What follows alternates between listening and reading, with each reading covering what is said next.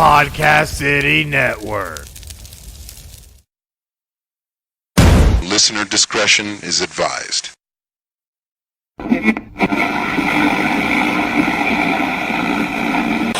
It's time to play. You're listening to The Everett Lee Show. Let's go! A shot of entertainment to the head. No doubt. Sit back, relax, Put your drinks up! and enjoy the entertainment. Okay. Now we come to the payoff. Let's rock.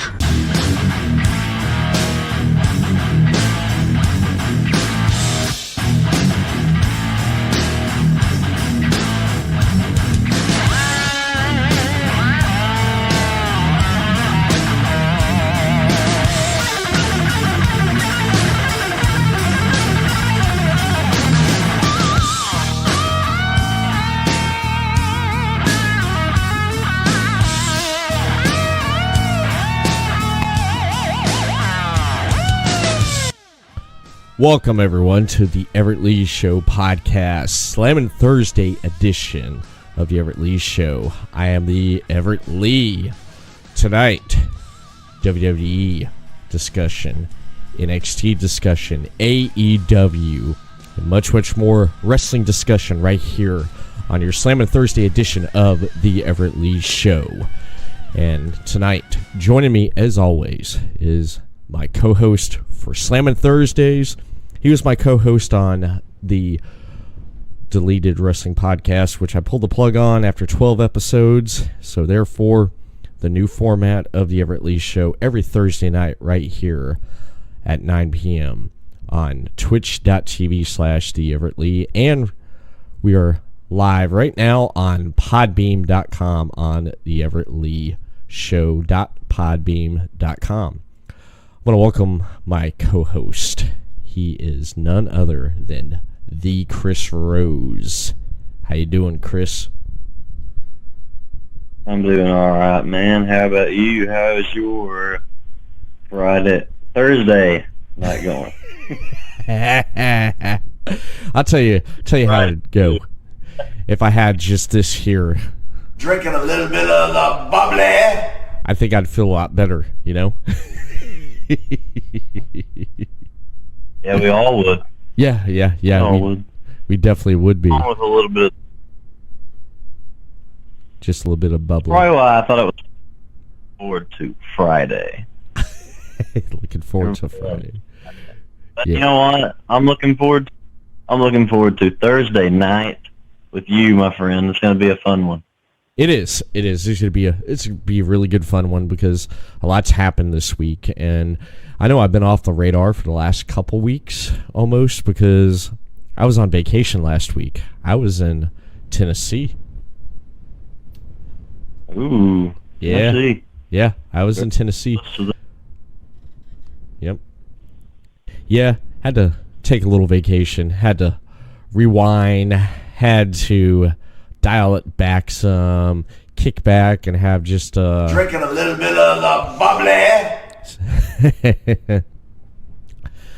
So that's basically what I did. I went up to God's country and relaxed and had to basically get myself back in gear and take a break, man. I burn out.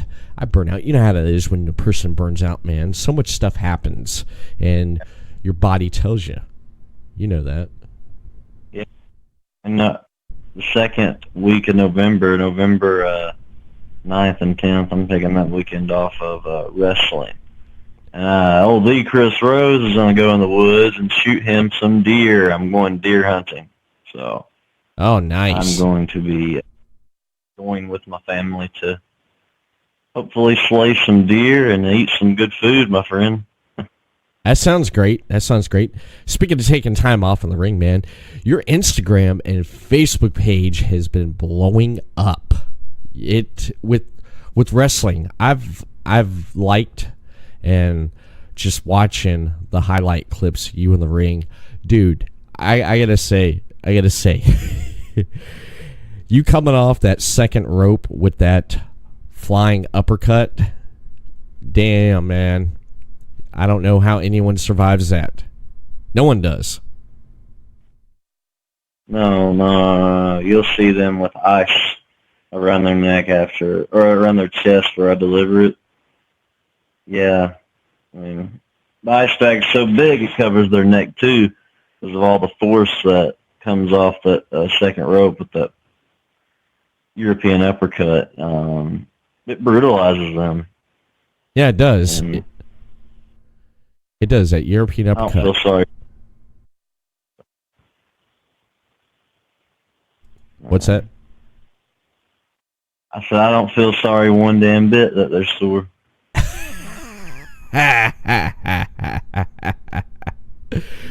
Oh, there's nothing wrong with that, man. Nothing wrong with that. It's been a good time here lately wrestling. It's been a good time watching the business. I'm having a lot of fun.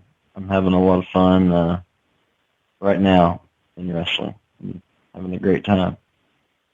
Well, of course, that's what it's about, And, man. you know, building my social media accounts has been fun. It takes away from a lot of stuff, but I wouldn't have it any other way.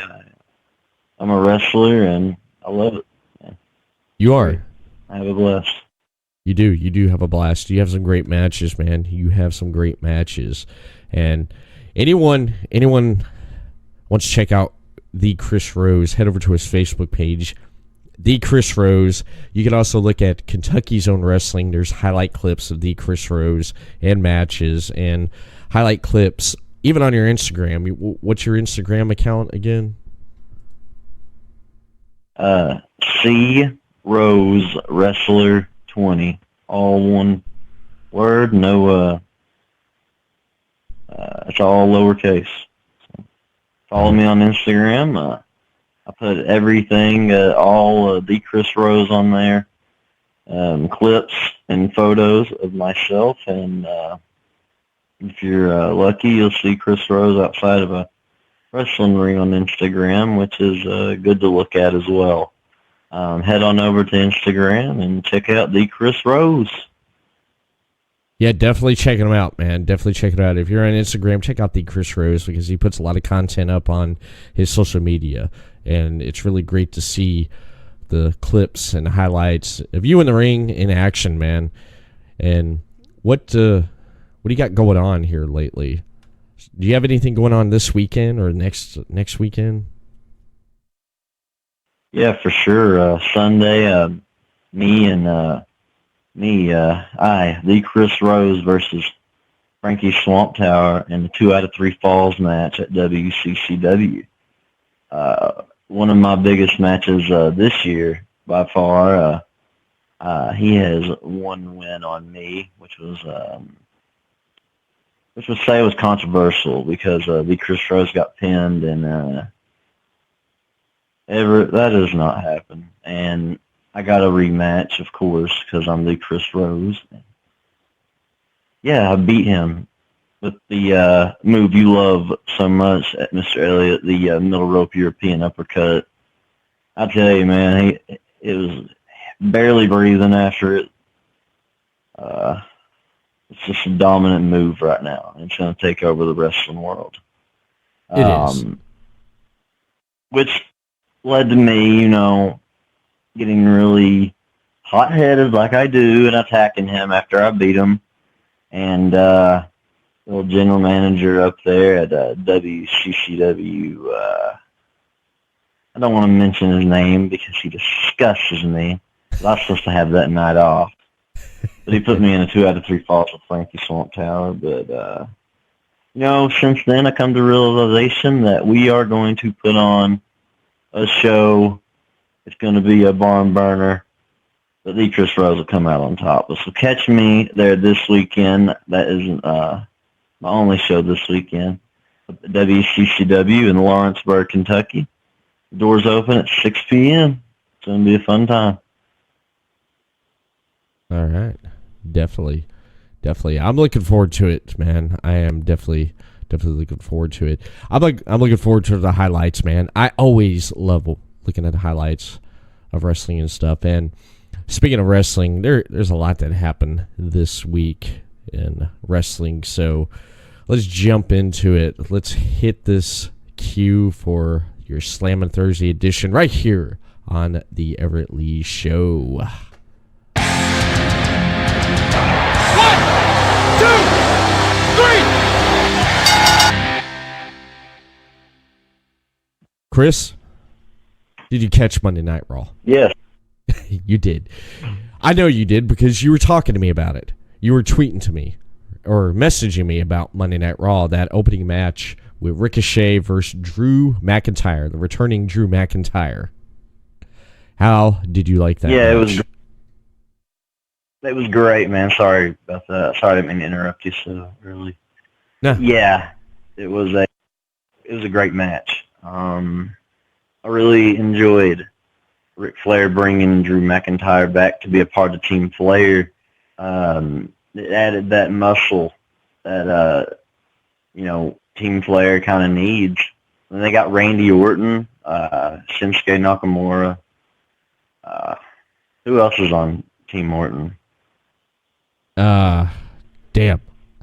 Team Flair, I mean. Yeah, Team Flair. You have Orton. You have Corbin, King Corbin. You have... You said Nakamura. You have him.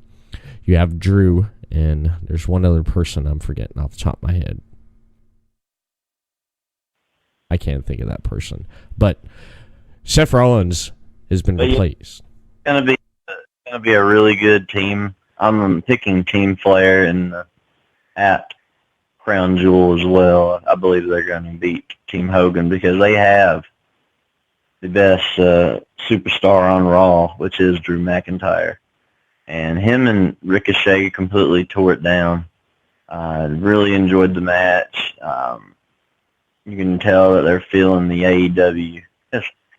Monday Night Raw this past Monday was really, really good. I liked the show. The matches were great, particularly this one. I really enjoyed Drew McIntyre and Ricochet and what they did out there. It was a great match. It was. Especially the end, man. What would you think about that beatdown at the end? Yeah, man, it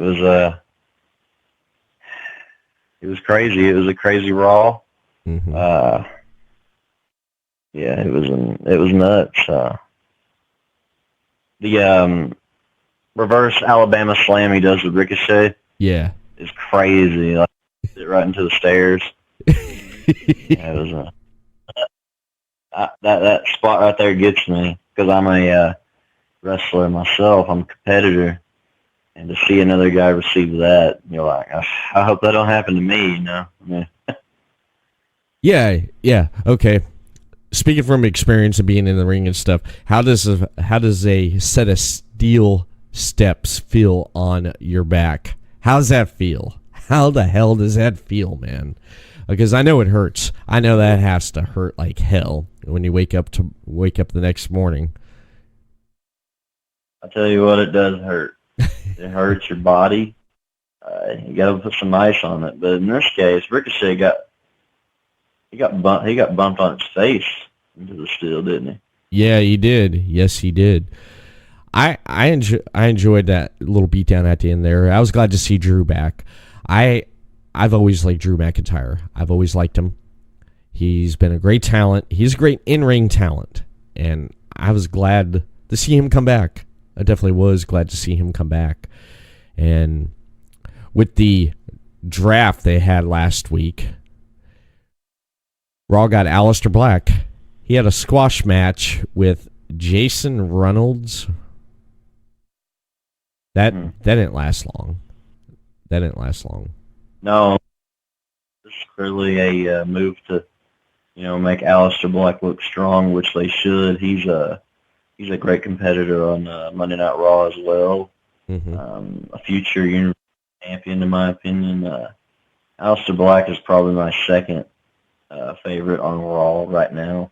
As far as the draft is concerned, I think Drew McIntyre and Aleister Black are up there at the top two, in my opinion. Yeah. That's my opinion, though. Okay. But, he got over. He his running knee strikes and kicks are great. The Black Mass is a tremendous finisher. Aleister Black's going to be a force to be reckoned with on Monday Night Raw for sure. Yeah, he is. And he's on the same brand with his wife, who also got drafted to Raw with Andrade. Yes, Andrade. I don't know why I'm going to call him Andrea. Or just be glad I'm not calling him Adrian. We're not going the Rocky route there. But, yeah. On this podcast, you all called Andrade that. It's crazy. It's just like a thing on here now. Call him Andrea. Okay, pretty much I'm just like... Here's Johnny. How about that?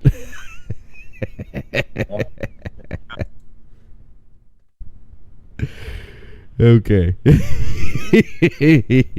I can tell by your silence you're like, okay. Yeah. I thought he was transitioning something else, but yeah, I really do think the thing on the podcast, but you'll get it, champ. You'll get his name one day. Yeah, I'll get it right. But Andrea, there I go again.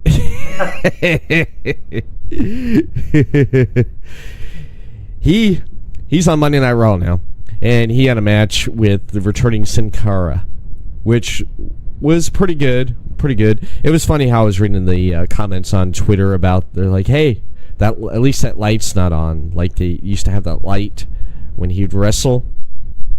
At least it wasn't the... That was for the original Sin Cara back in 2011. This is a different Sin Cara than that one was. Yeah, that was a... they was trying to do something different, but man, it just didn't work out the way they wanted it to with the original Sin Cara. He was messing up a lot of moves and just didn't do well. But this new Sin Cara was pretty good, and ever since then, his best stuff was the Lucha Dragons. That's probably his best of his career so far. But I tell you what, man, on Monday Night Raw with him and Andrade, that was his best singles match I've seen in a long time. Yeah, it was. And they really tore it up again on Monday Night Raw. Andrade's a tremendous, wrestler, tremendous character. Him and Selena, that package is money, and I'm really ready to see what they do with Andrade on Raw in the near future. Yeah, he's good. He is, and I'm going to be doing these rankings throughout our podcast. That's going to be my thing. Rankings. On Raw right now, Andrade is number 3. Okay. He's number 3. You said Aleister Black's number 2 right now, right? Okay. I'm looking forward to see who number 1 is. 1, 2. And I might as well put number 4 Rollins since he's the champion. I'll put him at number 4. Oh, okay. Rollins is number 4. Okay. I can definitely go with that. I could definitely go with that right there. I definitely can. But yeah, they but yeah, back to that match, Andrade and Sin Cara did great. They did. And they're pretty much familiar with each other. You can tell too. This ain't the first time they've wrestled each other in a ring. You can tell that. Yeah. Definitely the longest they've ever wrestled, and they kind of like let Sin Cara actually do some stuff. Because usually he's in a squash match here lately. Yeah, it wasn't like that one day. They kind of had a back and forth battle. It was really nice to watch as a wrestling fan and as a wrestler. Yeah, definitely. Yeah, that match went pretty much back and forth there. And then they're talking about another match that went back and forth was the main event. I want I want to talk about that there. The Street Profits going up against the OC right there. Street Profits, what do you think of them as tag team? You think they've come into their own because they shine pretty good on NXT, but here they are on the main roster. You didn't see much from them for months, and then now you finally get to see them in action. What do you think about the Street Profits as a dominant or really good tag team in general for Monday Night Raw? Oh, they're going to be they're already money. Vince McMahon's obviously high on them because they've been on Monday Night Raw for a while now, even as the NXT Tag Team Champions. Yeah, definitely. They have the personality, they have the ability in the ring. They connect with the crowd. You want people in those roles that can connect with the crowd, like you know, I always shit on the New Day on the show, but yeah, the reality is connect with the crowd. They do, and but I'm not the judge on the wrestling. Everybody else is, and they like the New Day. It's not an I like. I'm sorry, but they connect with the crowd. They do. The Street Profits connect with the crowd. People love them. They're a really good tag team. It showed. I mean, they're working in there with some good guys with the OC, AJ Styles, like Carl Anderson, Luke Gallows. All three guys have been around the business a long time. And, that's pretty good. Pretty good match. Pretty good tag team match on Raw. I mean, Vince McMahon, their debut wrestling match on Raw was the main event. I mean, that tells you how highly they think of them. Yeah, because what new team could actually main event on Monday Night Raw? I mean, come on.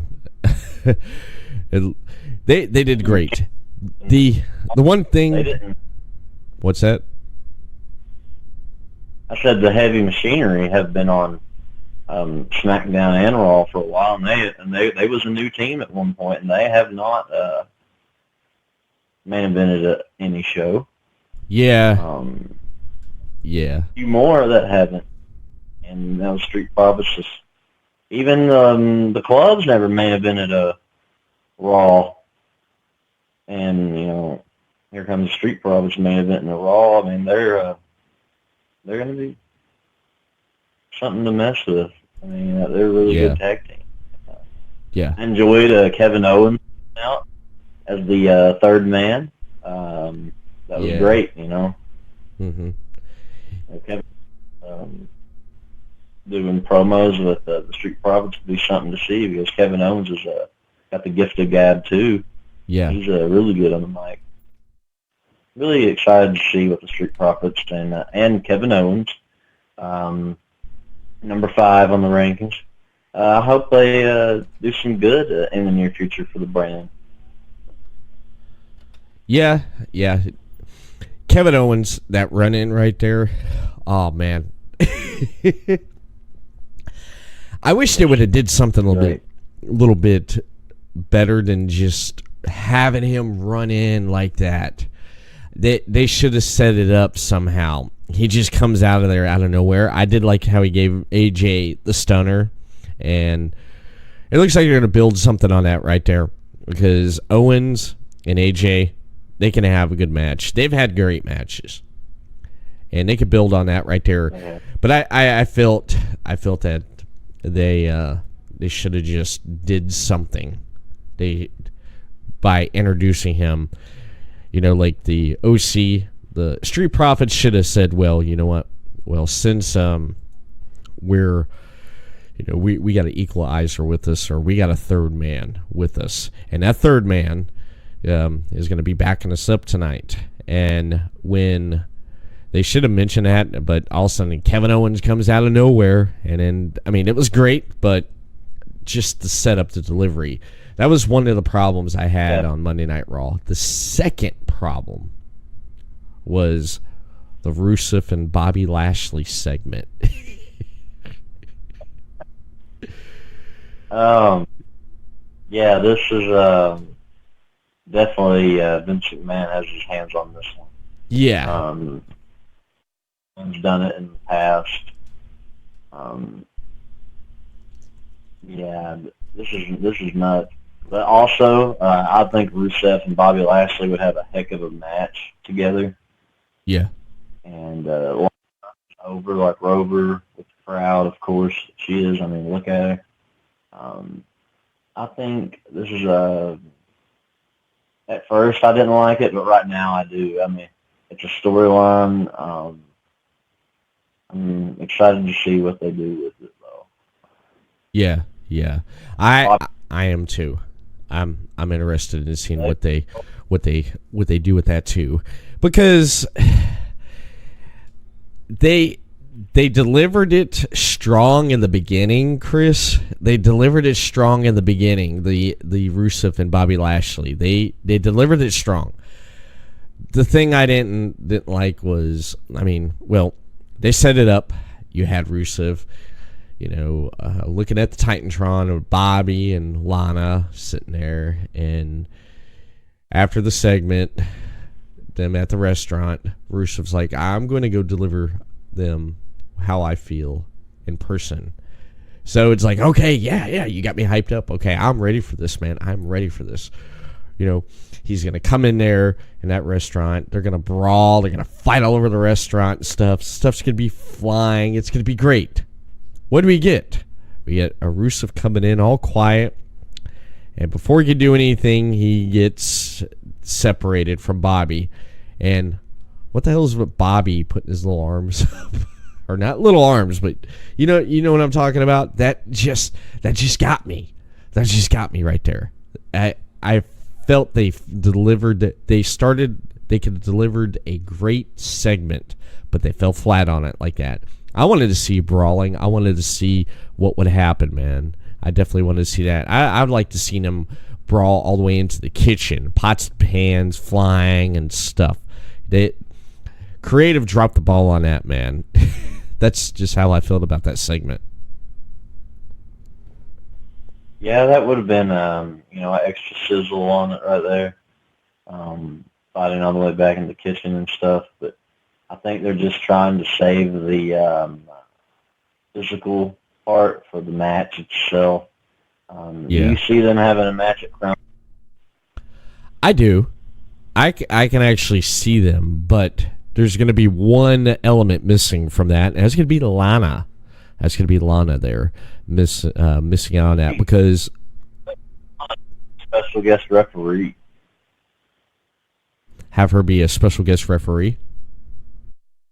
Yeah, they can't do it in the Saudi show. No, if you look at that card there, Crown Jewel, there's no women's matches. It's because of the government and the. Well, let's do that Crown Jewel then. They need to save that. Lana needs to be the special guest referee. That would make that match so much more. Yeah.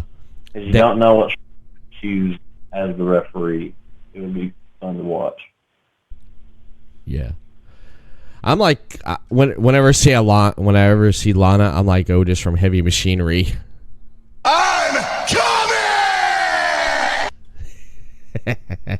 He's in love with Mandy Rose on Instagram. Have you ever seen that? No, I haven't. Is he like does he act like a creep to her on Instagram?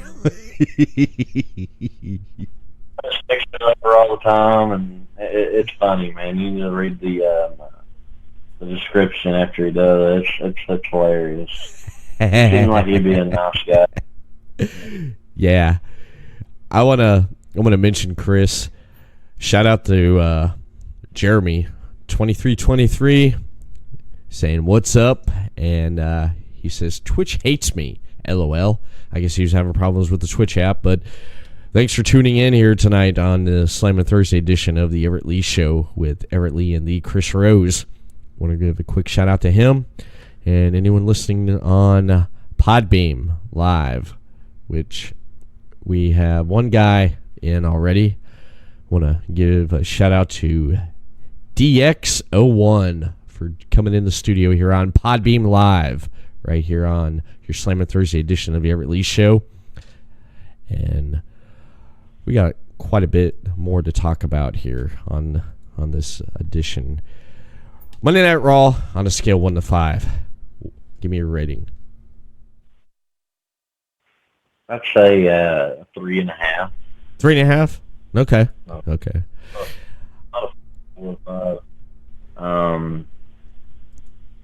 Something that you missed in Monday Night Raw that I was wanting to mention. We don't have to go in full discussion if you don't want to, but Okay. Seth Rollins and Humberto Carrillo did awesome. I don't know. I think I butchered his name, but Yeah. they really that was a really good match. You enjoyed that? Probably my favorite match. Yeah, I did. That was great. I liked that. He was on 205 Live. I never did catch any of his action on 205 Live. Did you? With him on there? Me neither. But I didn't either. this match, I mean, I liked it. You liked it. It was great. Rollins came off like a heel in there. He definitely came off like a heel wrestler in there. And Yeah. That's why I enjoyed it, because I actually preferred Seth Rollins / Tyler Black as a heel. Really? I think he's a lot better. I think Seth is a lot better at being a bad guy heel. He's really the 2015 run he had with the WWE Championship was awesome. When he had matches with John Cena, he had a match with Sting, Roman Reigns, Dean Ambrose, Kane. And it was a really good run he had as a champion.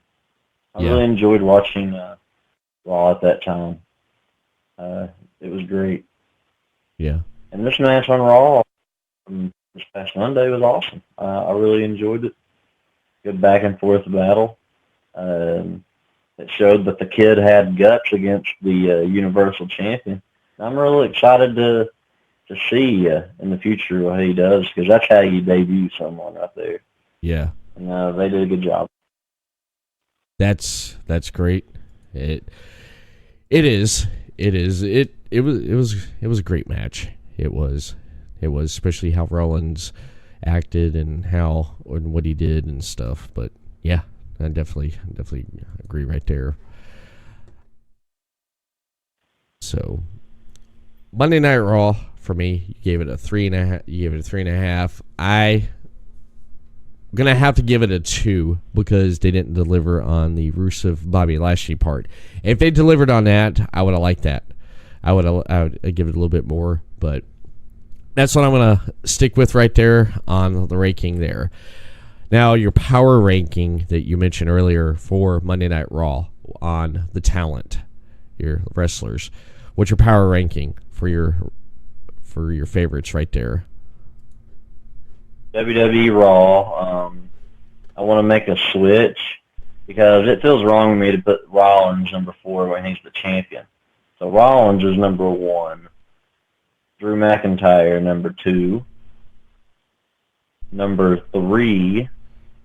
Number 5 was Kevin Owens. Number 3 was Andrade. And I forgot number 4.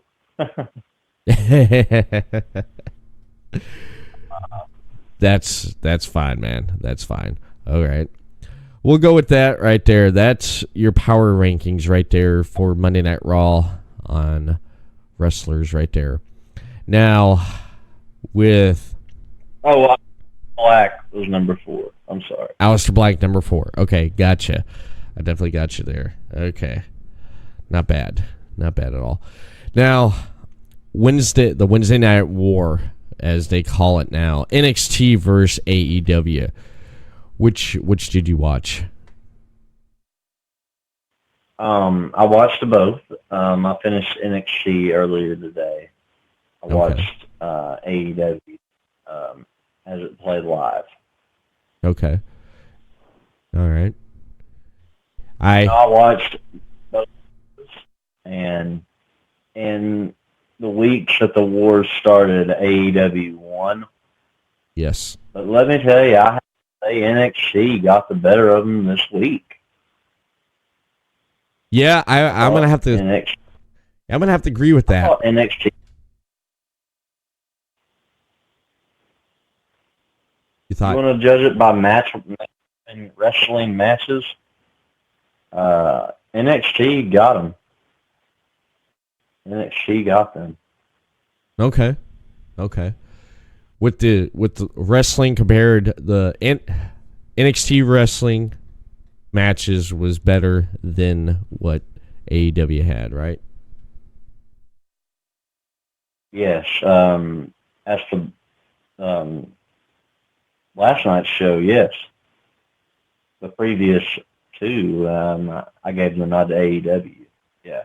But last night, NXT got them. Yeah. In my opinion. Yeah, the wrestling the last couple weeks, man, the wrestling has been great with NXT. NXT has been killing it with the wrestling. They have. But AEW has been trending number one on Twitter. Everyone's been talking about AEW. And one thing I noticed is the crowds are hot, especially for AEW. The crowd is hot, especially that opening tag match with Private Party and the Lucha Bros on AEW. Man, the crowd was into that. What a hell of a tag match to start off AEW. Start off the night right there. This is their fourth week. Yeah, Private Party's a heck of a tag team. They're going to be big money as well in AEW in the near future. Yeah. It was a great match between the Lucha Bros. I gave that a 4.5 star match, 5-star match. Yeah. Definitely the Private Party's best match in AEW so far. Probably the second was the Young Bucks match they had last week. I enjoyed this match. Private Party and Luchasaurus, those two teams are my favorite. Yeah. In AEW. I'm really excited to see what happens in the near future with the Private Party. I am too. I expected them to go over last night. I expected them to go over the Lucha Bros. I expected that, and it didn't happen. I like the Lucha Bros, but Private Party, god dang, man. Those two do some crazy shit. They do. They have the connection with the crowd as well. And, the Lucha Brothers do too. AEW's tag teams are really, really good. They have a lot of good tag teams. Yeah. Their division's going to be sweet. It's going to be tough. It's going to be a lot of great quality matches. It's going to be good to see what Lucha Brothers does in the next round against SCU. We'll have to wait and see, buddy. It's going to be a good one. Yeah, definitely. And that story right there with the Lucha Bros and SCU taking out Christopher Daniels, that right there, that's pretty good because you didn't expect that last week when SCU comes out and then Christopher Daniels gets taken out by the Lucha Bros, which I thought was really great. Really great right there. Great story. Christopher Daniels, I know he's going to get back at him when he comes back from injury. Then, talking about it, they're basically trying to wrap up the tag tournament. I could see that. Now, we did get a promo for someone who's going to be coming soon to AEW, which is, I forget his name, man. Shit. I can't believe Low. You know what I'm talking about, right? I'm sorry. They did a promo package video. Yeah. Debuting Superstar. He will be debuting very, very soon. I forgot his... trying to look it up right now. Yeah, I have me too. honestly, I've never heard of this guy either. Yeah. It was kind of out of nowhere as far as, promoting wise. I didn't expect that to pop up like it did.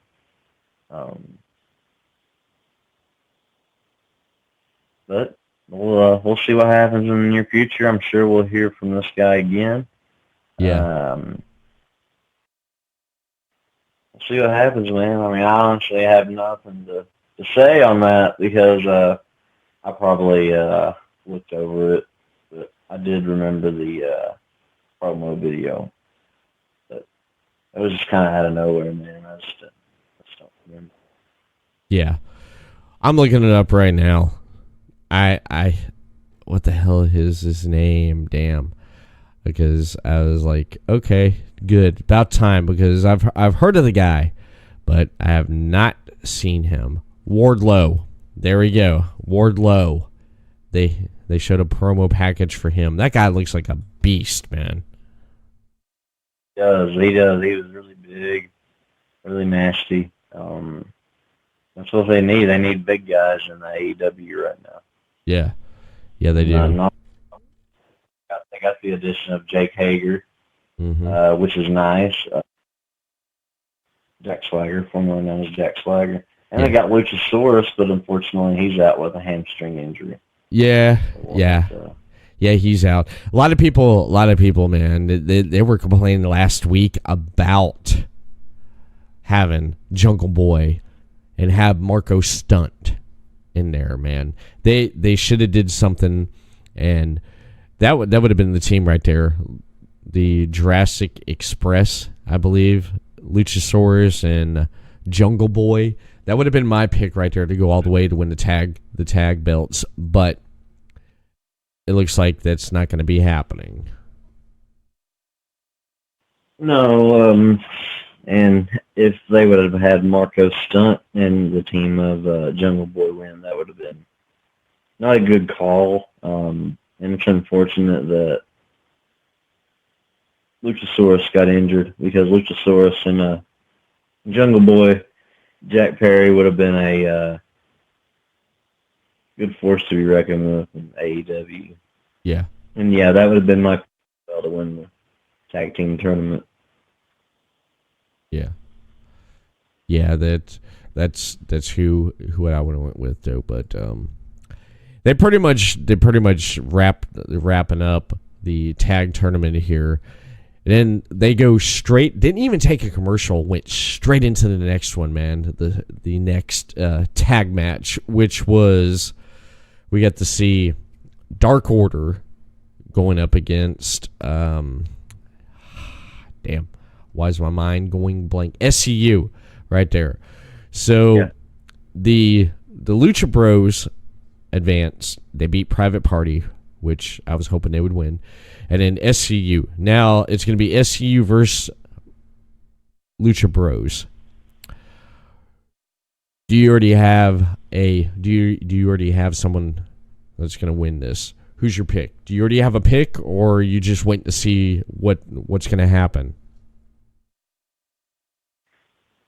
I'm picking the Lucha Bros to become the inaugural champions. Ooh, okay. I just think that would be out of nowhere. Yeah. It's honestly hard to pick this. I want to pick SCU as well, because Scorpio Sky is going to be money as well in the near future. That guy is an athlete. He's legit. He's a phenomenal wrestler. Really excited to see what he does in the near future. Mm-hmm. But my pick for this one is going to be the Lucha Brothers. I think the crowd connects with them a little better than SCU, but you know what? It could go either way. My pick's going to be Lucha Brothers on this one. And SCU and Dark Order's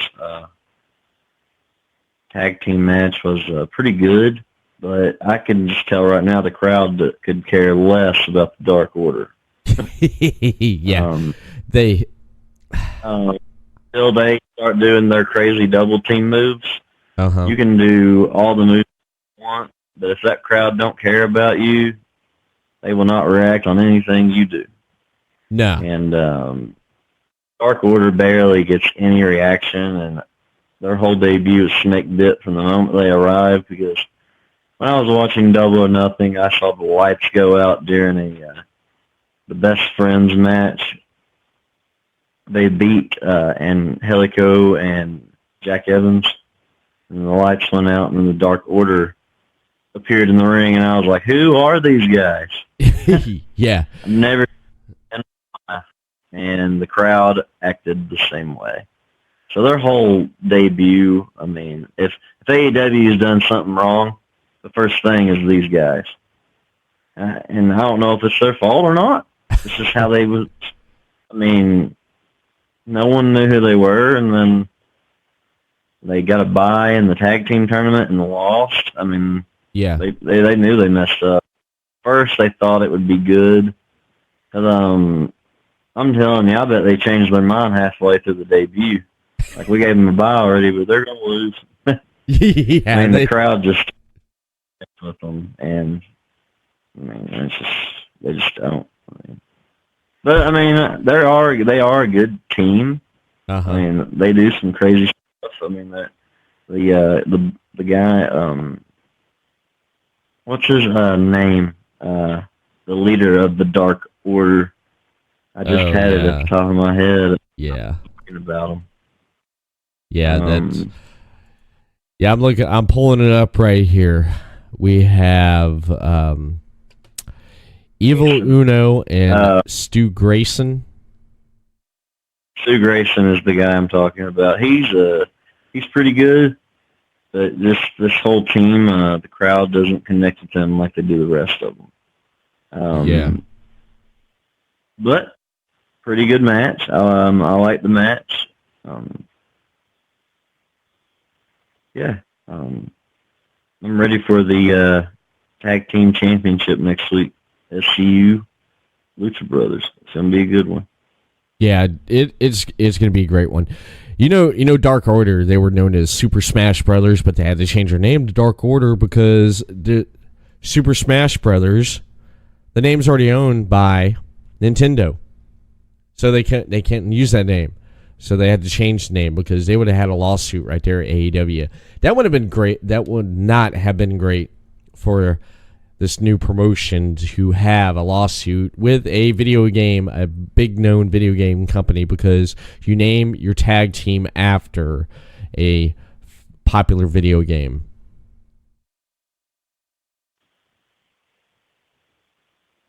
Am I right? Yeah. Yeah. Yeah. Yeah.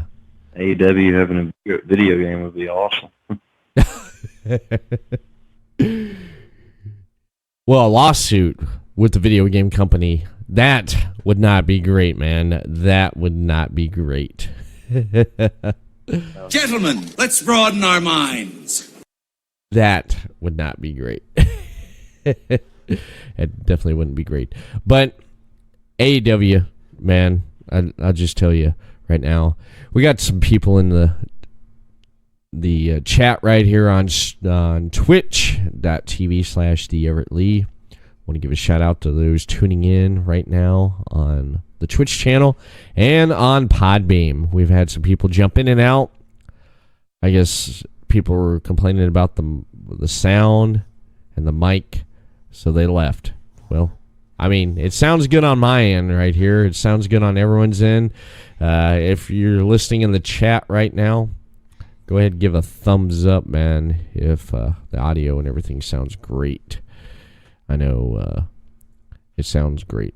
It sounds great on my end. It sounds great on your end, so I don't know. Probably has some technical podcasters that are pretty OCD with sound. So, but anyway, besides that, man, Kenny Omega and the bad boy Joey Janela, they wrestled. Yeah. Kenny's first. That was a great match. That was a great match, wasn't it? Yeah, it was great. I really enjoyed it. I liked it better than their match they had on AEW Dark. I thought Omega and Janela had a back and forth battle. it really showed that, in my eyes, that Janela is more than a hardcore deathmatch wrestler. He can really bring it, and he brought it with Kenny Omega. They had a lot of good back and forth. It was a good back and forth match. Kenny Omega's V triggers was on point. I really loved those. He didn't back down. The bad boy didn't back down, but Omega came out on top. Yep. Really enjoyed the match. It was great. It was a great match. It definitely was. Let me ask you, what do you call Kenny Omega's finisher? His finisher, is it one winged or one wing angel? Is it one wing angel? One winged angel, yeah. Okay. I know the announcers the commentary had a problem with pronouncing it, because I think Excalibur called it one winged and JR called it one winged or one winged. They went back and forth with it and stuff. And the commentary, man, what are your thoughts on this commentary team? We got JR, you got Tony Schiavone, and then you got Excalibur. That's awesome. That's the best announced team in wrestling right now. I agree. You can't go wrong with Tony Schiavone or Jim Ross, and Excalibur's great too. I really enjoyed this. If Taz comes back again, because Taz appeared on AEW Dark, having Taz there too, how can you beat that? I know you can't beat it. You definitely can't beat it, because it's freaking great, man. It is freaking great. I loved it. Cody Rhodes, man, coming out to the ring there. Well, actually, let me back it up here for a minute. Chris Jericho, coming up with the inner circle to their skybox. This kind of reminded me of throwback of WWE, did it not? Yeah, it was kind of WWE-ish. Yeah. But Chris Jericho is a superstar in that company. Superstar WWE, superstar everywhere he's been. I love that segment. It was in the first match originally, Jericho was heading up to the skybox with Santana and Ortiz and Sammy Guevara. Yeah. No, Jake Hager is getting ready and prepped for his big Bellator fight this weekend. So he is absent from the group, but in good spirits he is there with the inner circle. I really like this cutoff he did with Cody in the promo in the middle of the show. I only see him again. Yeah, I love that whole segment with Cody and Jericho. They're building this very, very well. Yeah. Also like Cody's entrance. It's really cool.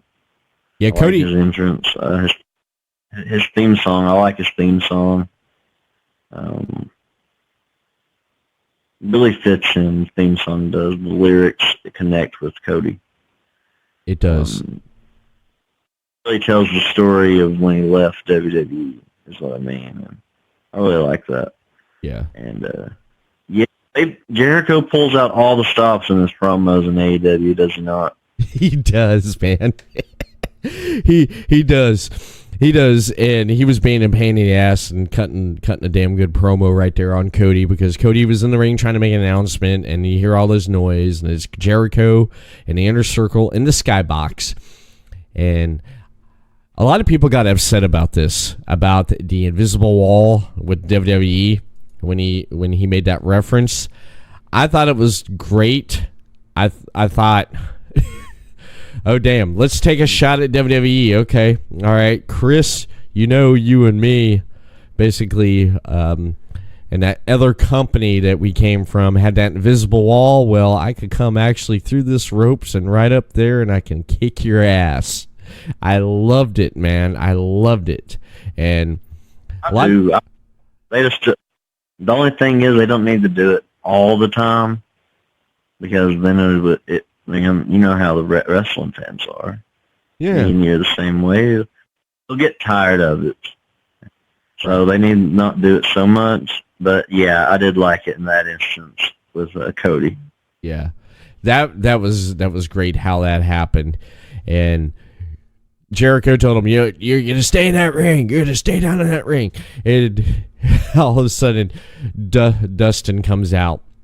He's, you're going to get Big Brother to help you. And then all of a sudden, MJF comes out. And then, okay, that kind of evens there. You can see the worry on Jericho's face. That told the story right there. Then all of a sudden, you hear DDP come out. And then that's when the odds got even. And then they come walking up there.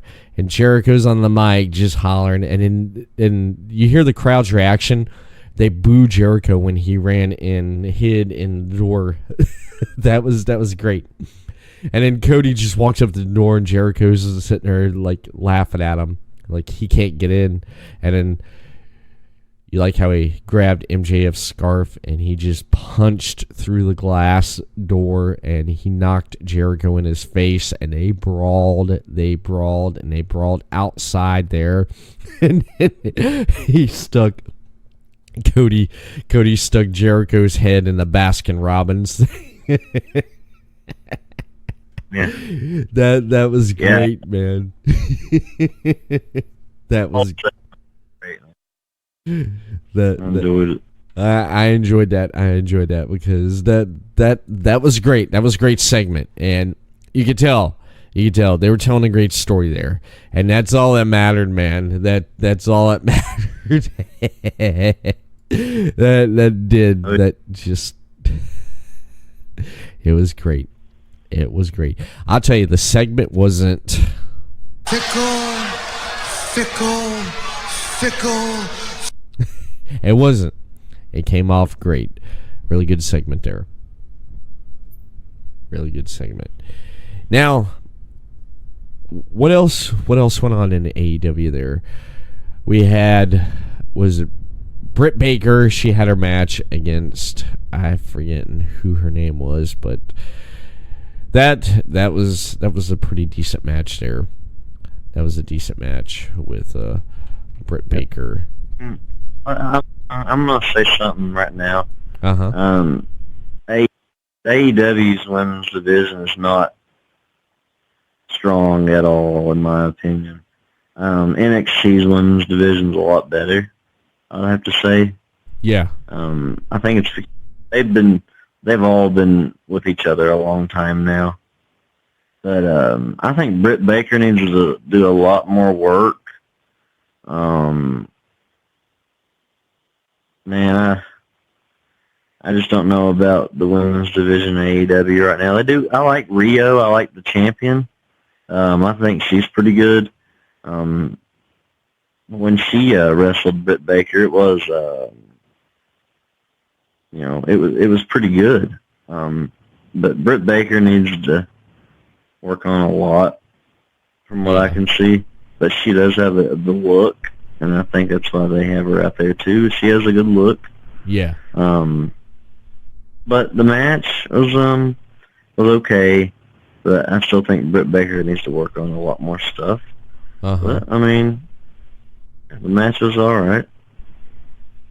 Yeah. Yeah, they got a pretty good roster here of women. I'm looking at the roster right here.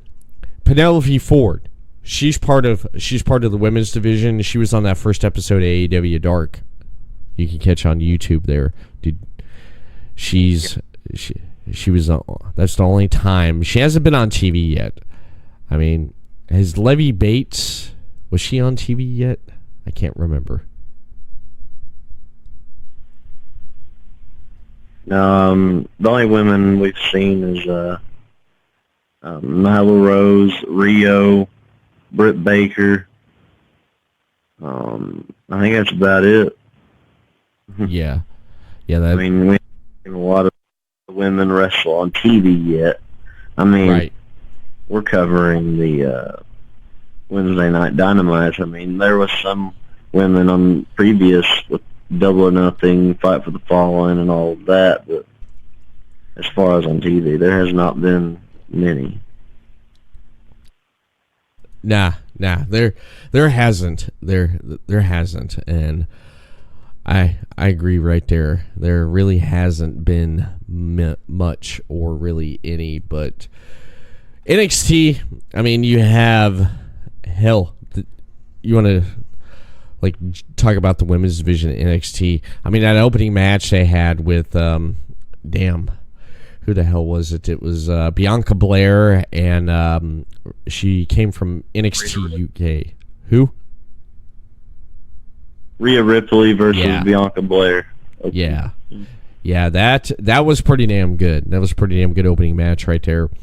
And I agree. I think the women's division is much stronger in NXT compared to what AEW does, though. But AEW, they still got time, man. They still got time to introduce this talent they have that you've seen already most of. But yeah, definitely. But yeah, the Young Bucks, they went up against Best Friends. That was pretty decent right there, and their entrance is pretty good with the Bucks with the boom, flying out there and stuff. Man, that's pretty great. That is. Yeah, I like the Best Friends and Young Bucks. That was the Best Friends best match in AEW so far, in my opinion. That was a pretty good match. I enjoyed it. Yeah. I also like Orange Cassidy on the outside. I had my doubts about him when I first heard about him. Yeah. But I highly enjoy him. You do. He's really good, man. I do. I have to say, people make mistakes, and I made a mistake on dissing him in the beginning. But I think if the fans love it and they're behind it, man, I say go for it. I say push this guy to the moon. Yeah, he's gonna be money for AEW. Yeah, he is. I know Jim Cornette can't stand him. He calls them pockets. Yeah. Yeah, Jim Cornette doesn't like a lot of things, and in AEW he doesn't. Nah, that's probably why half, or pretty much all of AEW has pretty much banned him. And I mean, he went crazy last week, talking about Marco Stunt. I mean, I listened to that right there. It's Cornette. Cornette's going to tell it like it is. He likes it. He's going to say he likes it. If he don't like it, he don't like it. And people, they don't know how to take Cornette. And that's just, his opinion is different from yours or mine. And people just get all bent out of shape about it. I respect his opinion. I listen to his podcast every week. There's some stuff I disagree with him on, but I do respect his opinion, Oh yeah, definitely. I'm right there with you. on that. Couldn't agree much more. But I just with the Young Bucks and the Best Friends and Orange Cassidy, that was pretty good. That was a pretty good tag match. And then the final match that ended in a no contest. Jon Moxley and would you call him Pac or Pac? Pac. That right there ended in no contest. And at the end with Dean Ambrose delivering the dirty deeds right there. Or, did I just call him Dean Ambrose? Yes, I did. I still see that, man. Jon Moxley. Yeah, he delivered the paradigm shift. That's the new name. God. What the hell, man? What the hell? What? God damn. And honestly, they didn't leave these guys a lot of time to have a match. AEW style match, they didn't leave them a lot of time. No. we gotta get more out of this. But Yeah. we'll see what happens. I mean, both guys are superstars, both ex-WWE guys. Yeah. A lot of eyes on them, especially John Moxley. He's a real popular superstar now. Oh, yeah, of course. Being kind of reinvented himself and has done really good. Not my favorite match of the night, but I enjoyed it. It was great. It was great. I agree with you right there. It was great. The way it ended, it reminded me of these old Mid-South wrestling. That's what it reminded me of, an old Mid-South, because you've ever watched old Mid-South wrestling where the announcer gets in, the ring announcer's in the ring, and he's like, this match is set for one fall with a 15-minute time limit. Over in the right corner right here in the black trunks, weighing in at so-and-so pounds, Haystack Calhoun, and then over on the left in the gray trunks, and you get that. And then I've seen old Mid-South where you would have a match would play out for the rest of TV time. And I even seen some basically keep going on after TV time, and in no contest. That's how this felt. And I thought it was a great way, because it's not going to be done, and they do, the wins or loss means something, and both these guys ain't going to take a loss, not unless they have to, and I believe that's the route they're going right there. Oh yeah, yeah. Both guys look strong, and AEW is about wins and losses now, so they're kind of trying to keep their records strong and good for a future title shot. But yeah, these guys are superstars. They're going to do good things for the company. They are. On a scale 1 to 5, AEW this week. 4.5. 4.5. Yeah, I'm gonna have to. I'm definitely gonna have to give it a. I'm gonna give it a 4. I definitely am. I'm gonna give it a 4. I would give it a 4.5 though, but Private Party should have advanced.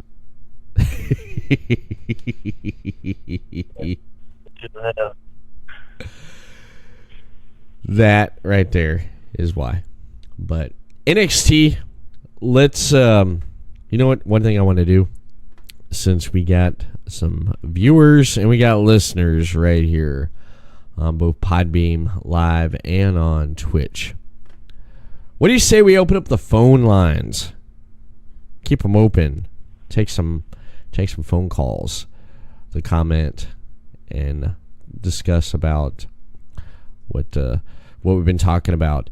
Well, actually, I want to open up phone lines with this right here just in a minute after I mention this. NXT. I want to point the elephant out in the room, Chris. You know what the elephant is? Yeah, I kind of know where you're going with this. Where I'm going, but do you have anything else you want to add for NXT before I point the elephant out in the room? Well, there's a lot that went on in NXT, but I think it's I think I know where you're going to point out. It's something that everybody's been wanting to see for a long time now. Yes. Finally here. Yes. Can I get a yes up in here? Yes!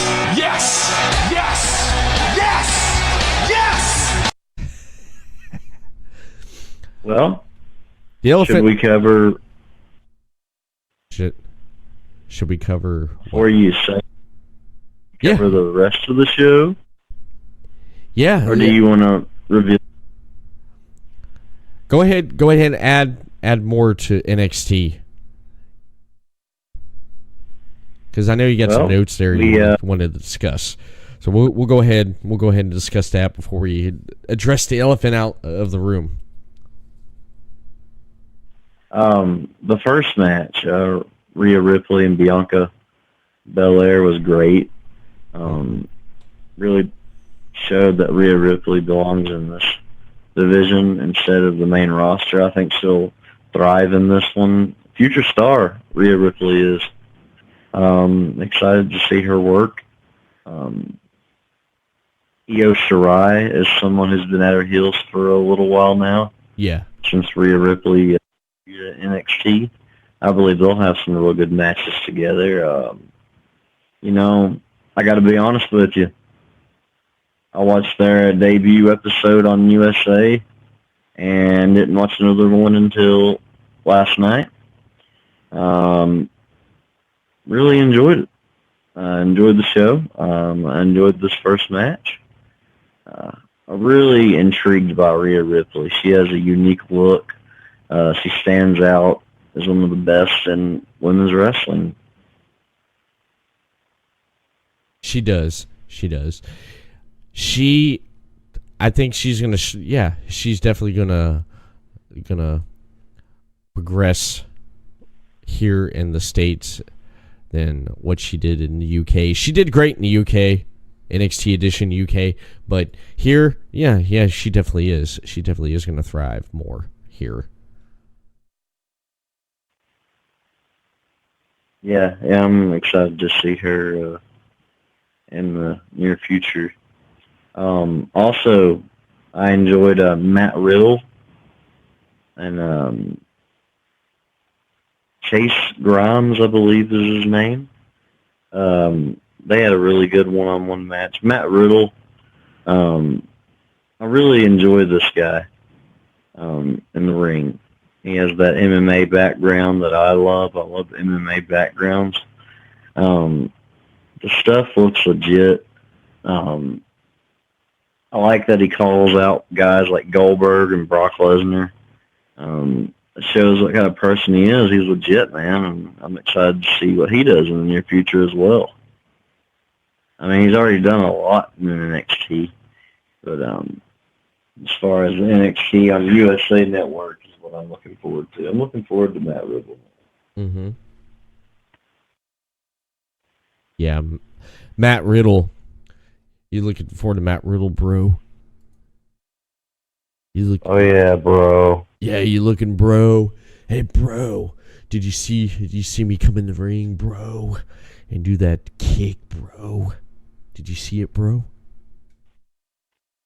Hey, bro. Oh yeah, bro. Hey, bro. What's that, bro? Hey, bro. Hey there. Bro. Bro.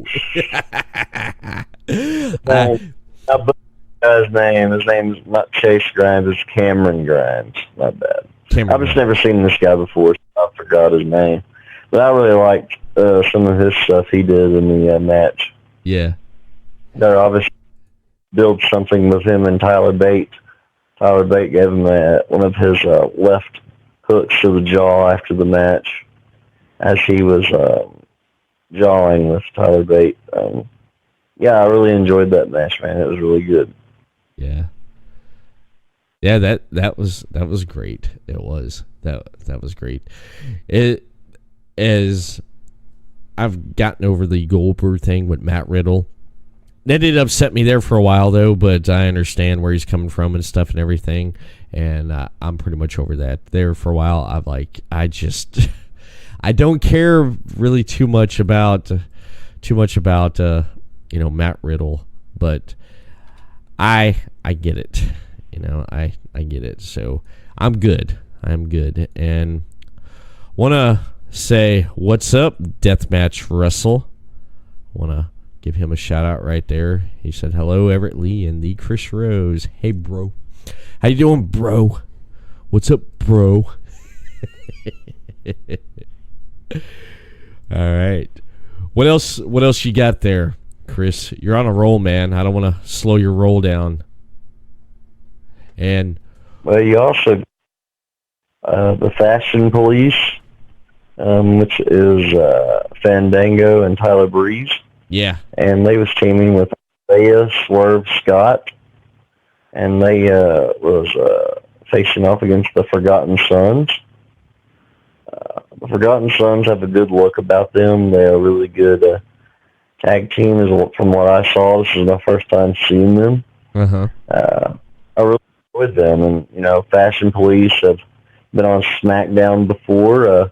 The WWE had a good idea for them at one point. I thought that they was going to be the tag team champions. I thought they was a believable tag team with the way they was presented. The vignettes they did and everything was phenomenal. Yeah. I really enjoyed it. Isaiah Swerve Scott got the pinfall in this one. First time I ever seen this dude, and his finisher is insane. A vicious back kick to the head while they're on their knees. It's insane. Really enjoyed this match, man. It was great. Really looking forward to see what Isaiah Swerve Scott has in the near future. Kind of reminds me of Kofi Kingston in a way. Oh yeah. The Forgotten Sons, I like them. I definitely do.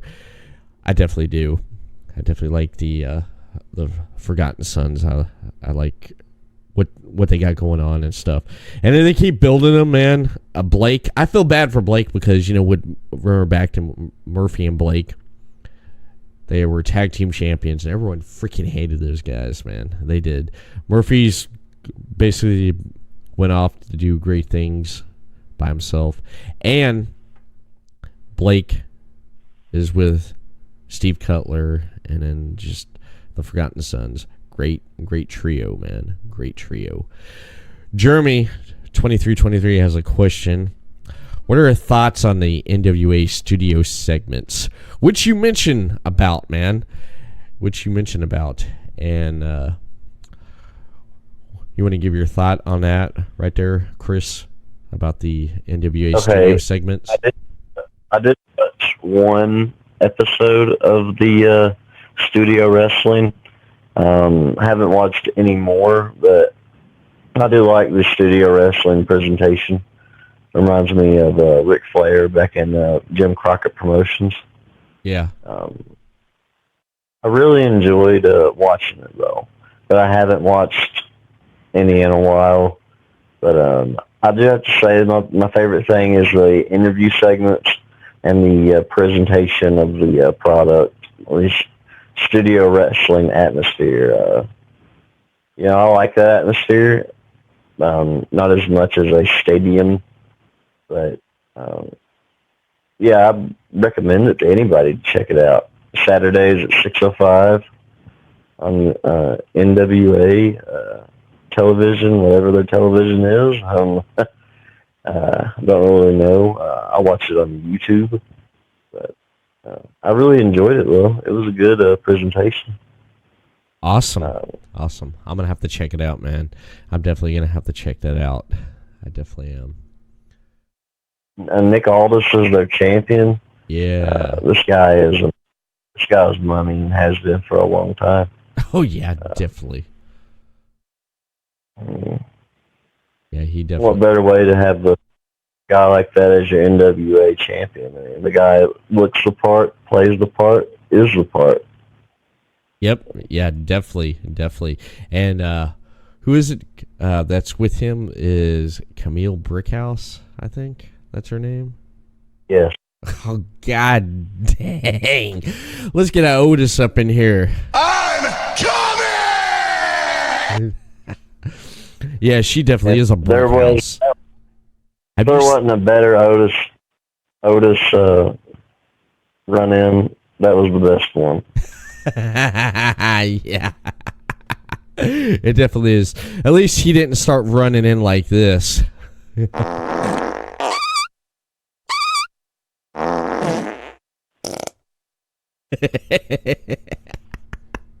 Come on, really? Oh, damn. I'm sorry, but we're going off the rails just a bit here. But yeah, I'm definitely gonna have to check out NWA's the NWA segment right there. the NWA studio. Now, one thing I want to say, yeah, the Forgotten Sons, great. Now, the triple threat match with the North American Championship, freaking Keith Lee and Dijak. I still call him from his ROH days, Donovan Dijak and Roderick Strong. What do you think about that triple threat right there? I loved it. At the beginning, Roderick Strong was trying to show he didn't back down from the super heavyweight giants. They eventually got the best of him. Keith Lee is a very athletic big man. He's going to be money for the company in the near future. Dominic Dajovic. Yes. He's going to be money as well. He's a real tall guy with a good look. Looking forward to see what he does in the near future for NXT. Roderick Strong came out on top, letting the big men fight. Saw his opportunity, got the cover, and 1, 2, 3. Best match of both shows, AEW and NXT. This is the best match. Yes. It definitely is. Keith Lee, I mean, what a powerhouse. And yeah, Roderick Strong. This is what I like about triple threats. Someone comes in and they capitalize on someone who does all the work. Roderick did it. Typical. You know, you would have or wouldn't expect that. 1, 2, 3, he retains his title. You're like, really? Come on. All right. But the elephant in the room, the rest of Undisputed Era come out there and they congratulate him and everything. And it's like, yeah, I mean, Undisputed Era, they got all the gold, man. They got the, as, what do you say? That old saying right there is like, they got all the stroke in the room, baby. They got all the stroke right now. The Undisputed Era, they got all the stroke. They got the gold, baby. They are the men. Woo! Woo! Right now, would you agree? They do. They got all the gold. They're a great stable, and they're a strong stable. They're the best stable in WWE right now, in my opinion. Yeah, definitely. And Super King 87, yeah, we mentioned that just a little bit ago right there, the Omega versus Joey Janela, yeah, and then the dark match, and then what was on TV this week. Yeah, I mean, I definitely agree right there. But yeah, if you're gonna watch one match from AEW, when you go look up that one. It's a good one. It's a good match. Joey Janela, Kenny Omega. Yeah, really showed that Joey Janela could wrestle and not do just hardcore matches. It was really refreshing and great to see. Yeah, it was. It definitely was. It definitely was. Tommaso Ciampa is back after neck surgery. It's great to see him back, and he wants his championship back, Chris. He wants his championship back, the one that he never lost, the one that he had to relinquish because of injury. And he makes his way to the ring, and he's in the ring, and then of course you got his the love-hate relationship there with Mr. Johnny Wrestling. Johnny Gargano comes out, and then you're like, okay, and the crowd started chanting DIY, and then I'm sitting there thinking why this is going on. Okay, so more people's going to show up. It looks like they're going to probably start building for War Games. That's what I'm thinking. They're going to start building for War Games, man. That's what I think. They're going to start doing that right there. And with that right there, with them building it, all of a sudden, Finn Balor comes out. So the odds are kind of almost even. 3-on-4. And then out of nowhere, what the hell happens? What happens? Finn Balor out of nowhere. What's that? Yep. Finn Balor out of nowhere delivers a Pele kick to Gargano. They immediately beat down Ciampa. Adam Cole and Finn Balor kind of tease a handshake, try to tease, trying to process what happened. And, very heel-like, Finn Balor rolls out of the ring and attacks Gargano with a vicious running drop kick into the guardrail. That was insane. Really enjoyed the ending to this. And NXT needed it after AEW's won the past 2 weeks. Yeah. And they definitely delivered last night, NXT did. And I honestly don't think Finn Balor's joined their team yet because he didn't celebrate with them in the ring. Yeah. I think right now Finn Balor and Johnny Gargano are going to have a little bit of a back and forth thing in the near future. Yeah. Also, Ciampa as well. He'll probably feud with a member of the Undisputed Era. It's going to be really fun to see how this plays out next week. I'm really looking forward to it. Yeah, I definitely am. Now, since chat is alive and going on here on twitch.tv/TheEverettLee, and we've had some activity on Podbeam Live right now. If you want to listen besides using Twitch, you're more welcome to download the Podbeam app, create a username, and check out the Everett Lee when he goes live on Podbeam Live. It's a new format that I'm trying out tonight here on the Slammin Thursday edition of the Everett Lee Show. And I want to go ahead. I want to open up the phone lines, man. What do you say we open up these phone lines right now? Right there on the screen right there, ladies and gentlemen.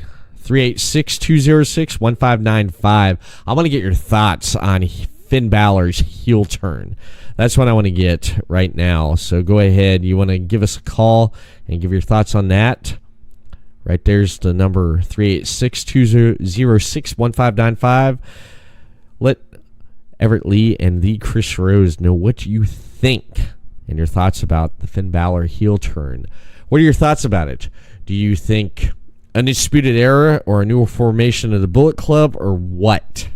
Because I think they're going to start building something towards War Games for next month.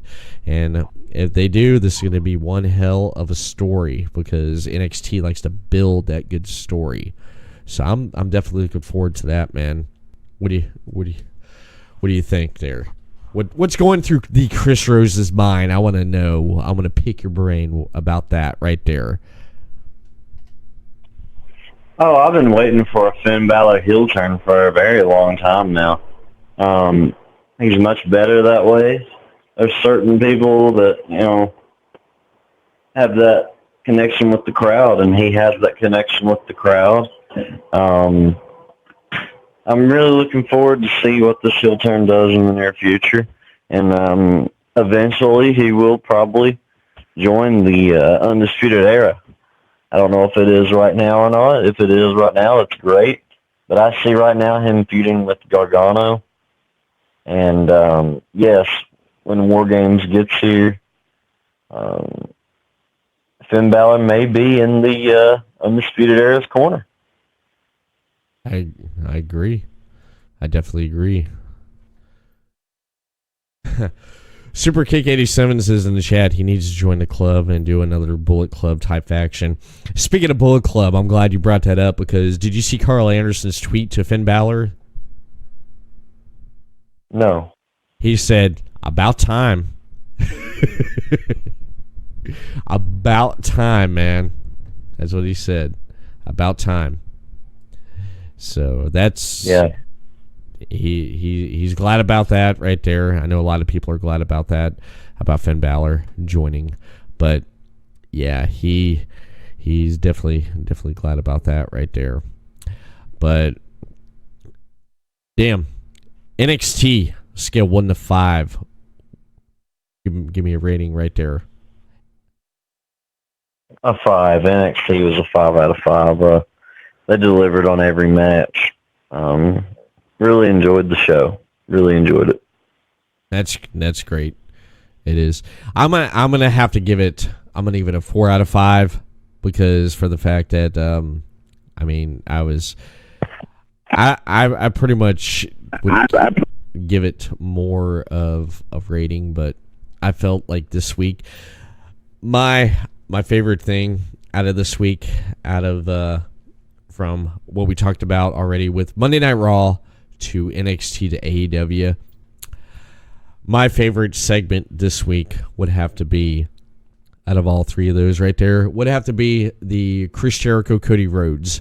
I definitely like that. That would have to be my top segment right there. My number 2 would be Finn Balor turning heel. That right there would be my number 2.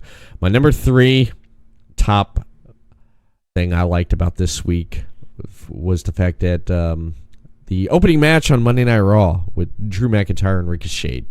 That right there. And those are my top 3 moments I enjoyed. If you had to pick 3 moments this week, what would be your top 3 moments? Or do you have a power ranking for this week for NXT? Top NXT stars, Adam Cole being number 1. Finn Balor, number 2. Dominique, what's his last name? Dijak. I'm still calling him by his old ROH name. I think I will. He's number 3. Tommaso Ciampa, number 4. And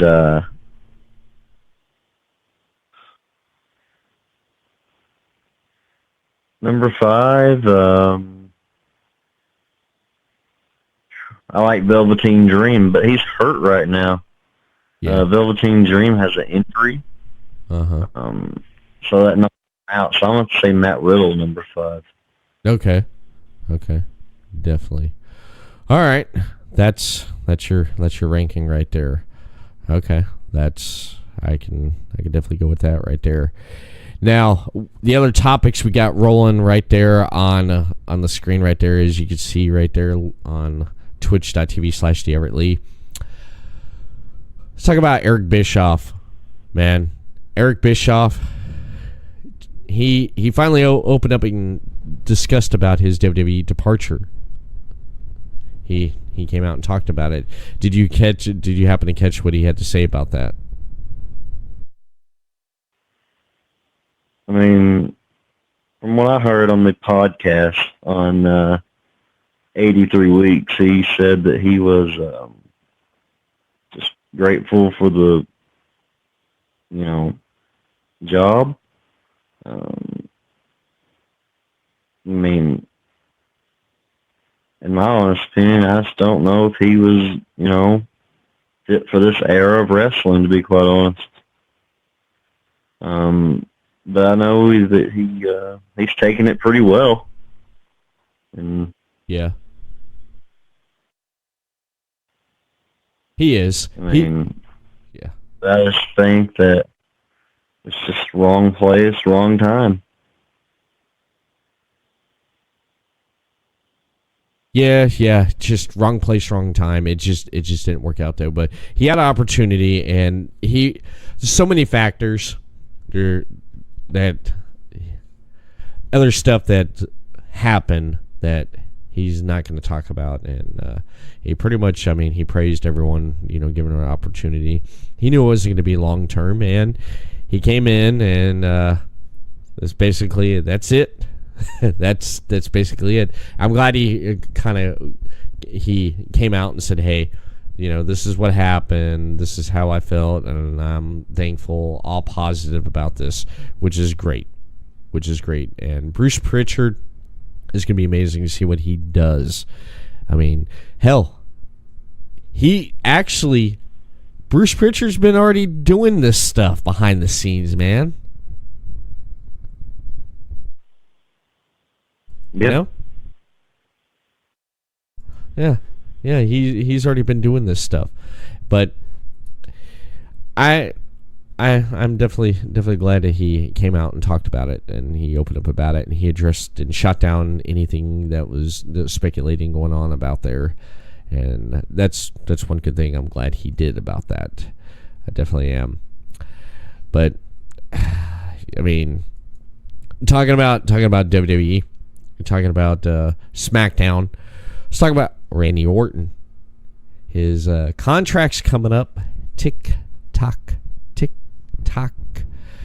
He put out there on Instagram, he was in an elevator, and it looked like a sign that said elite level, and he's looking, and he tagged a bunch of people. He hashtagged, he not hashtagged no, but he put in there, even put Cody and Chris Jericho in there. TikTok. Apparently Randy Orton signed a 10-year deal back in 2009, and over the last 10 years Orton has been wanting a lighter work schedule with WWE. And Orton's smart, because why not basically try to get more money out of WWE with a light schedule? You know they're going to shell it out there. He ain't going to go to AEW. You know that. I'd be shocked if he does, if Orton leaves. I don't think Randy Orton will ever leave the WWE. He is a WWE guy through and through. Yeah. I think he's just putting a bunch of hints out there and just having some rumbling about him. Yeah. I don't think Randy Orton will leave WWE. I think he respects AEW. I think he likes what AEW is doing. Who wouldn't? I know they're WWE guys, but they watch wrestling too. Yeah. Just like me and you. And I think Randy Orton likes AEW, but I definitely don't see him switching companies. WWE has treated him really, really well, and I don't think Randy Orton will be going there to AEW.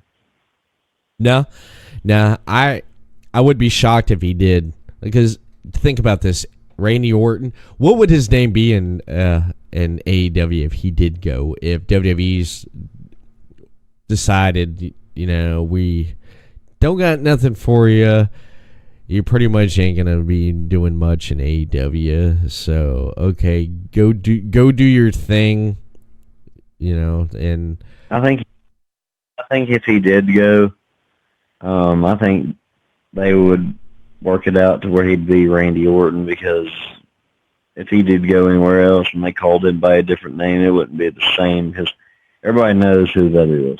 Yeah. Or he's been around wrestling and has been a big name for a long time. Yeah. I think he would be Randy. I don't see him going anyways. He owns his name, unlike another wrestler that's on the AEW roster who can't use that last name. That's crazy. I know. He cleared that up a while back ago, talking about it. He can do it. He can get his name back, but he just likes being called Cody. But instead of Randy Orton, I was sitting there thinking, okay, Randy Orton AEW, would they call him Randall Orton or Bob Orton? Bob Orton Jr. Yeah. There you go. What do you like, Randall or Bob Orton Jr.?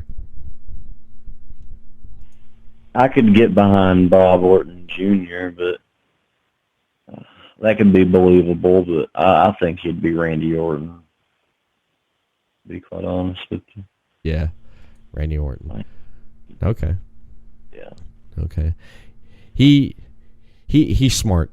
He knows what he's gonna do. He knows what he's gonna do. He's gonna get a payout though. But just think of the matches. Think of who he can go against in AEW there. Go up against Kenny Omega. go up against. Yes, that would be a good one. Yeah. The One Wing Angel versus the RKO.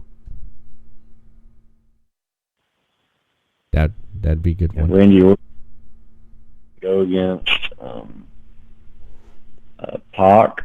Another former WWE. Moxley. Formerly known as Dean There's a Ambrose. lot of guys. Sammy Guevara. Jimmy Havoc. It'd be a lot of talent to work with there. I mean, he could go back to working with Cody. Yeah. There's history there with him and Orton. Oh God, yeah. They would have a good match. Those two would. They definitely would. Yeah, there's quite a bit. There's quite a bit of history there. Yeah. And MJF versus RKO. Yeah. I mean, he can't go wrong there. Definitely can't go wrong there. Definitely can't. Speaking of AEW, and speaking of, would you consider AEW the minor leagues?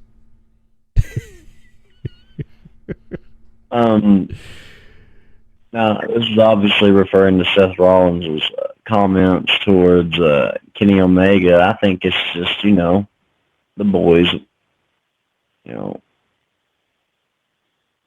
taking shots at each other. I mean, they're in a competition. Yeah. Seth Rollins, first of all, needs to remember that he came from the minor leagues before he got the WWE. But I don't know. I don't think this is Seth Rollins, quote unquote shooting on Kenny Omega, being in AEW. Right. I think it's just, talking those competitive trash. Being real competitive.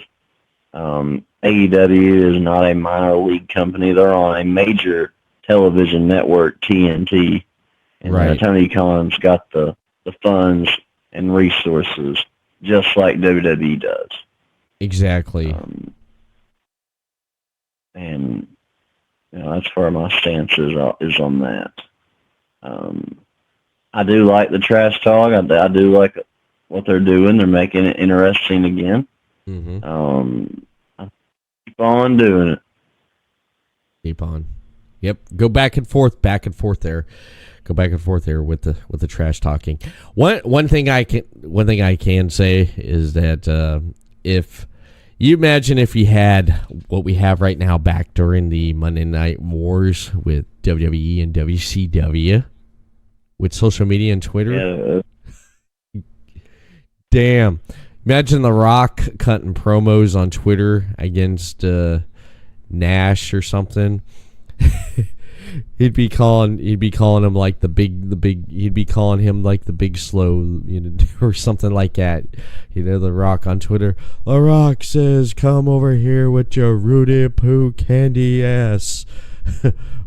Up here the God's green country in Connecticut. If you smell what the Rock is cooking." I mean, that would have been great. That would have been great. DX going up against the NWO. I mean, just imagine. It would be really good Twitter battles, that's for sure.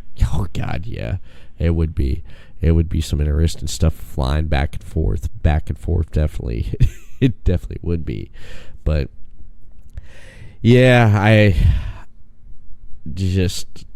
the minor leagues. I thought that was funny. I definitely is, but I agree with you right there. I believe it's just the guys going back and forth and stuff and trying to everyone, just like CM Punk said. Okay, CM Punk said it best at the Starrcast a few months ago. It's like, why choose this side? Why choose that side when you can watch it all? You are the winner. Okay, you're the winner. You definitely are. And definitely agree. Yeah, definitely agreed. I definitely agree. But I know that with this week here, AEW, NXT, WWE with Monday Night Raw, a lot of good stuff. Tomorrow night we got SmackDown. SmackDown's going to be on Fox Sports 1, so maybe they'll lose another million viewers that way. because of the World Series, are going to be on Fox tomorrow night. I mean, come on. Yeah. It's going to be on FS1 one time only. Yeah. Friday Night Smack. We'll see how that goes. Hopefully they do a good job. Ric Flair and Hogan is promoted to be on the show, so yeah. hopefully they do a good job. I mean, yeah. Hopefully we get a show tomorrow and something to talk about next week, I guess, when we open the show. We'll see what happens. Yeah. Yeah. Kane Velasquez and on there as well. Kane Velasquez also was on Raw. We skipped over that. I'm really looking forward to Kane Velasquez and Brock Lesnar at Crown Jewel. I think it's going to be a good match, in my opinion. I'm really looking forward to it. Yeah. Yeah. Yeah, that I'm more interested in that than Braun Strowman and Tyson Fury, because this has a story to it. This has a damn story to it. The Tyson Fury Braun Strowman thing, I can care less. It just, to me, it is just. We about to get stupid. It is. I'm not interested in it. Cain Velasquez and Brock Lesnar, I'm more interested in that because he had a history. Okay. All right. They do. Yeah. History from that. Do you agree? 10 years ago. Mm-hmm. Yeah. Cain Velasquez beat Brock Lesnar. Yeah. Yeah. In the UFC. Exactly. Yeah, I really love this. I really like, the Rey Mysterio involvement as well. It's gonna be good, man. I'm excited to see it. Yeah. Yeah, definitely. Now, I'm going to try to pull up real quick before we start wrapping this up here. What does WWE have planned for tomorrow night, if they put anything out for tomorrow night for SmackDown? Did you hear anything? What's going on for SmackDown right now? No, I have not. I have not found out anything yet. I do know that Cain Velasquez will be there. Hogan and Flair will be on SmackDown. Okay. I'm looking up. I'm looking it up right now. Real quick. I'm on WWE.com right now. It looks like the Miz TV. He's gonna have Hogan and Flair on Miz TV, and it looks like the New Day is gonna be taking on Dolph Ziggler and Robert Roode ahead of the largest tag team turmoil match at Crown Jewel tomorrow night. I'm picking Ziggler and Roode. There you go. I really enjoy this tag team. They're my favorite tag team in WWE. The two work great together. Their Clash of Styles connect. Really enjoy this tag team. Mm-hmm. Hopefully they win big in the tag team turmoil match at Crown Jewel as well. Yeah. Yeah, definitely. Now, that's pretty much what's going on right now for Friday Night SmackDown. Of course, like you said, Lesnar and Cain Velasquez will come face-to-face on tomorrow night. And then Miz TV is going to have Hogan and Flair. And then you got the tag match. That's all they got so far, so there'll be more to come right there. So, hopefully, SmackDown won't suck. That's my only thing. SmackDown is just, they're gonna lose another million viewers because they're on Fox Sports 1. I just want to mention about this. I want to bitch and complain about this. I just want to do a little bit of bitching and moaning and bitching and bitching and bitching and bitching and bitching and bitching and bitching. Are you bitching? Okay. AEW debuts, 3 weeks ago. You figured for that week, WWE would step up their game on Raw and Fox. I mean, not Fox, SmackDown. And their pay-per-view to make you basically not even think about or utter the words AEW. Did they not do that? No. Or did they do that? No. I'm just a little bit irritated by that right there. They fell short, and they're going to keep falling short if they don't step up their game. NXT, like you discussed and like I discussed earlier, everyone's talking about the Finn Balor heel turn, and that's what they needed this week. That is what they needed. If NXT continues to deliver stuff like that, people's going to be talking about that, and it's going to be great. But the other programming, Raw and SmackDown, come on, man. Creative, get your heads out of your asses and come up with some good stuff. And don't quit falling short. Quit falling short and quit. We're about to get stupid. So, there you go. That's all I have. Chris, anything you want to add before we wrap this up? Be sure to catch the Chris Rose, October 27th, Lawrenceburg, Kentucky, or Nicholasville, Kentucky. My bad. I'm sorry about that. Going to be a good match between me and old Frankie Swamp Tower. 2 out of 3 falls. We're going to settle this once and for all, who the better man and who the better wrestler is. And you all know that the Chris Rose is those 2 things. Better man, better wrestler, the best, the Chris Rose. Be sure to check that out. If you can't, it will be on Facebook directly after the show is over. Check me out on Facebook, the Chris Rose, and on Instagram, C Rose Wrestler 20. Looking forward to the rest of this year. The Chris Rose has a lot of good things coming. Be sure to check me out on all social media accounts. Also, would like to add, I enjoyed tonight's podcast, talking Raw, AEW, NXT. I have to say, man, in closing, NXT had the better show this week. Didn't think I would say that, but I'm saying it now. All right. Okay. NXT had the better show. I'm going with AEW, and that's why people tune in and listen to us, because we do agree or we do disagree, or one likes one likes the other, and that's what makes this show great for your Slammin' Thursday edition. Speaking of wrestling, KZW, I heard there's a buyer out there. I heard a rumor. Not going to mention anything, but I'm going to leave that like that right there about a buyer interested in KZW right now.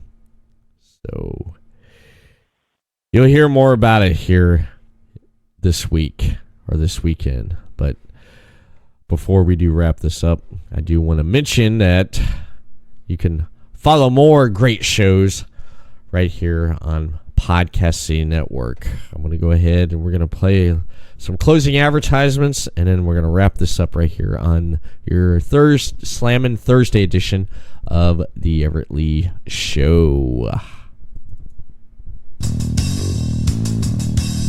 You're listening to the Everett Lee Show.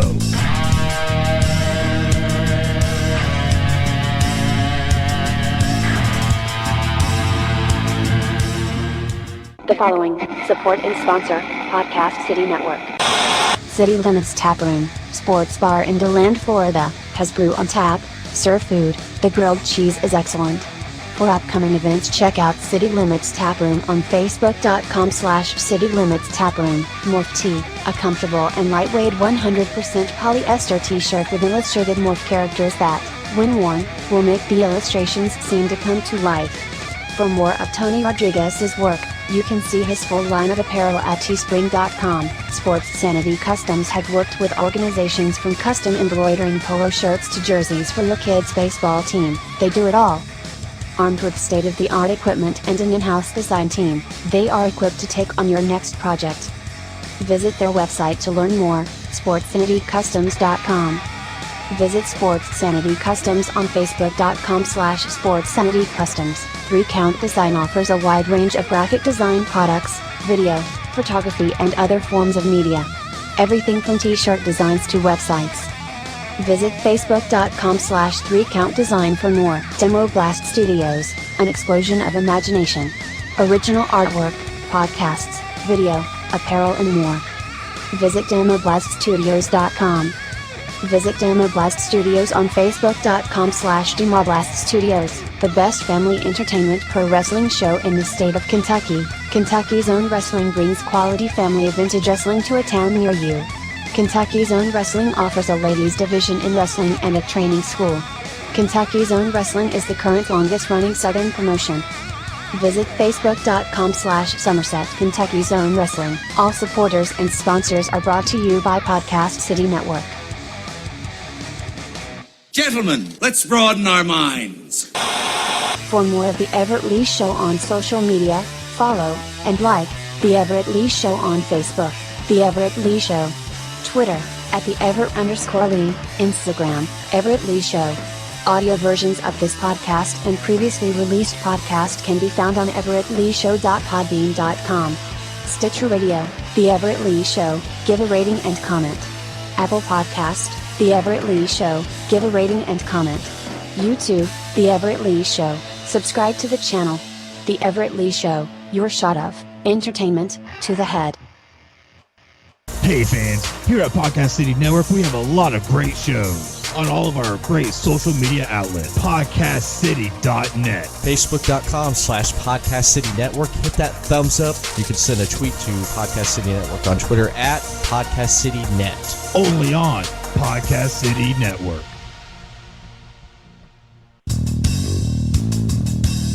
You're listening to The Everett Lee Show.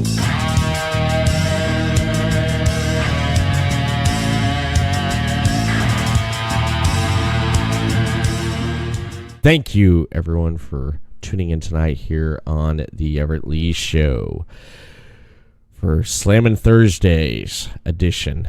Next week, more with me and the Chris Rose, talking more with wrestling. We may even have a guest stop in next week. So Everett Lee is signing off. Have a great night, and we'll see you again next week for another episode of the Everett Lee Show.